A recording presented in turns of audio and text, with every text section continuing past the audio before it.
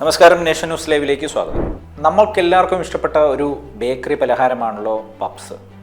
എന്നാൽ മുട്ട പപ്സിൽ എന്തുകൊണ്ട് പകുതി മുട്ട വയ്ക്കുന്നത് എന്നറിയാം. അതിനു പിന്നിൽ ചില രസകരമായ കാര്യങ്ങളുണ്ട്.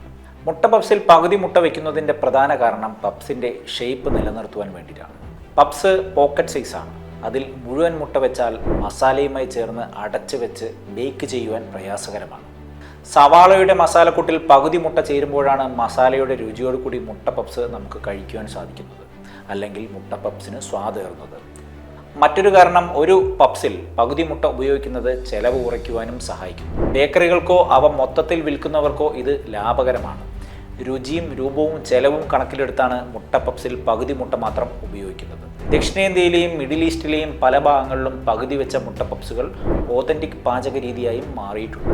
നാടൻ ചായക്കടകളിൽ കിട്ടുന്ന പലഹാരങ്ങളിൽ നിന്നും വ്യത്യസ്തത കൊണ്ടുവരുവാൻ വേണ്ടിയിട്ടാണ് മുട്ട പപ്സ് രംഗത്തെത്തിയത്. മുട്ട പപ്സിൻ്റെ ചരിത്രം വ്യക്തമാക്കുന്ന ഒരു ആരംഭ സ്ഥലം ഇല്ലെങ്കിലും ഇത് ദക്ഷിണേന്ത്യയിലും മിഡിൽ ഈസ്റ്റിലുമെല്ലാം പല ഭാഗങ്ങളിലും പ്രചാരമുള്ള ഒരു ബേക്കറി പലഹാരം തന്നെയാണ്.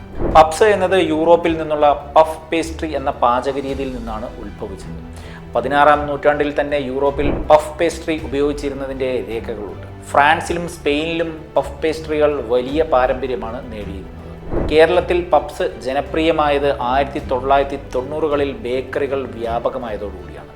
ചായക്കടകളിൽ നിന്നും ബേക്കറികളിലേക്ക് ആളുകൾ ആകർഷിക്കപ്പെട്ടതിൻ്റെ പ്രധാന കാരണങ്ങളിലൊന്ന് മുട്ട പപ്സാണ് എന്ന് തന്നെ പറയാം.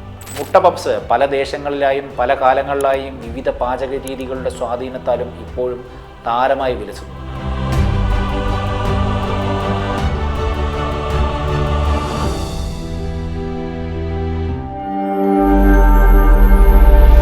നാഷൻ ന്യൂസ് ലൈവ്, സത്യം, ചരിത്രം, വർത്തമാനം.